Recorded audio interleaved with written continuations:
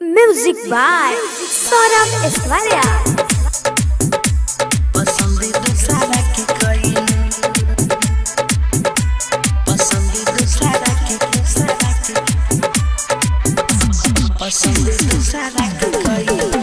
झूठो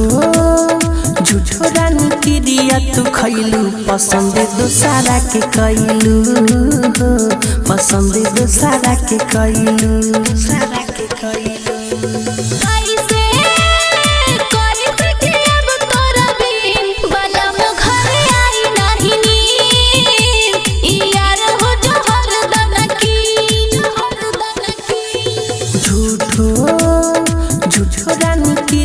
तू खैलू पसंद दूसरा के कैलू पसंद दूसरा के कैलू पसंद दूसरा के कैलू पसंद दूसरा के Saurabh digital recording studio Motihari. पसंद दूसरा के कैलू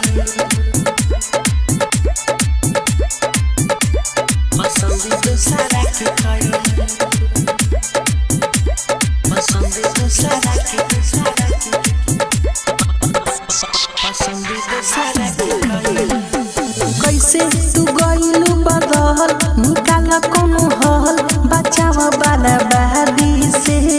नइखी ए रानी हम खुश ना बाड़ू तू खुश दबाव वाला शादी से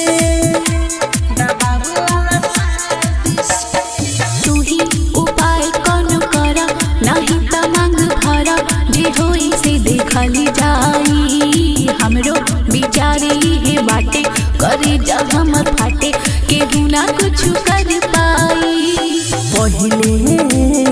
पहिले से ना कर पैलू पसंद दूसरा के कैलू पसंद दूसरा के कैलू झूठा तू रानी क्रिया खैलू पसंद दूसरा के कैलू पसंद दूसरा के कैलू पसंद दूसरा के कैलू पसंद दूसरा के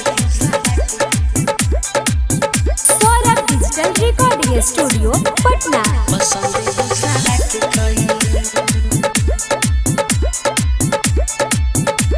पसंद दूसरा के कैलू पसंद दूसरा के पसंद दूसरा के कैलू टूटा ताने हिया के डोरा बातू हंसनी होरा ना कोनो गलत करी लेला हई प्यारे के निशानी ना होई परेशानी ई फोटो मोर देखते रही हा कैसे जुदाई बोला साहब हम कवाना से कहब दर्दिया दिलवा के रही बेचैनी हमर बढ़ल न बनी कोनो कहल न सुखी और दया नवा के हीरो सुहाना मिठू के तू रोइलू पसंद दूसरा के कैलू पसंद दूसरा के कहलू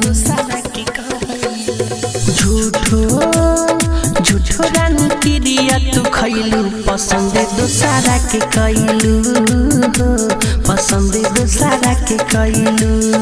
Saurabh digital recording studio Patna.